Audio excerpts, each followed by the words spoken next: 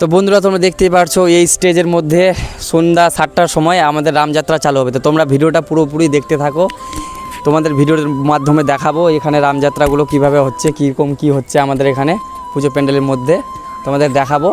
তো তোমরা পুরো ভিডিওটা দেখতে থাকবে। এরকম ভিডিও পাওয়ার জন্য আমার চ্যানেলটাকে অবশ্যই তোমরা সাবস্ক্রাইব করবে। তারপর চলো আমার সাথে তোমাদের একটা জিনিস দেখাই। উপরে আমার ক্যামেরাম্যান আসছে, তারপর তোমাদেরকে দেখাচ্ছে। এই যে তোমরা দেখতেই পারছো বন্ধুরা, মেলার মধ্যে আমি এই যে এই ফ্রি ওয়াইফাইয়ের পোস্টারটা লাগিয়েছি, আমি ফ্রি ওয়াইফাই দান করব। তারপর তোমরা দেখতেই পারছো আমাদের কৃষ্ণপুরের সুবিখ্যাত নটরাজ সাউন্ড মানে বিকাশ দাদু আমাদের সেট আপ রেডি করছে, এদিকে তোমরা দেখতেই পারছো বন্ধুরা। তারপর চলো তোমাদেরকে একটু মেলাটায় দেখাই। মেলার লোকজন দেখো বন্ধুরা, তোমরা বুঝতেই পারছো আমি 3টার সময় চলে আসছিলাম তোমাদের জন্য ভিডিও করার জন্য। আমি আগেই চলে আসছিলাম মেলাতে, আর 3টের সময় তখন একটু ফাঁকা ফাঁকাই লাগছিল মেলাটা বন্ধুরা। তোমরা দেখতেই পারছো বন্ধুরা এখানে সব দোকান বসেছে।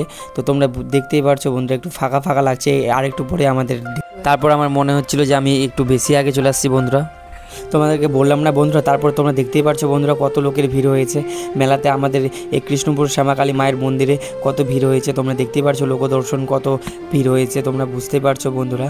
আর এই মেলাতে সত্যি কিন্তু আমি ওয়াইফাই সবার জন্য ফ্রি করে দিয়েছিলাম বন্ধুরা। অ্যাকচুয়ালি আমার ফোন থেকেই আমি ওয়াইফাইটা ফ্রি করে দিয়েছিলাম, কারণ আমি ফোন থেকেই আমি ওয়াইফাইটা ছেড়েছিলাম।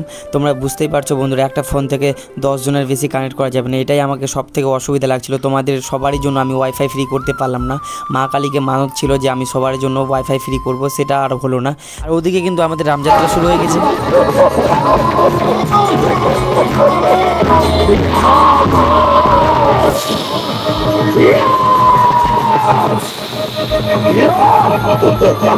আর এই মেলাতে এসে তোমরা ওয়াইফাই কে কে ইউজ করছিলে আর কেমন স্পিড দিচ্ছিল, কেমন চলছিল অবশ্যই তোমরা কমেন্ট করে জানাবা।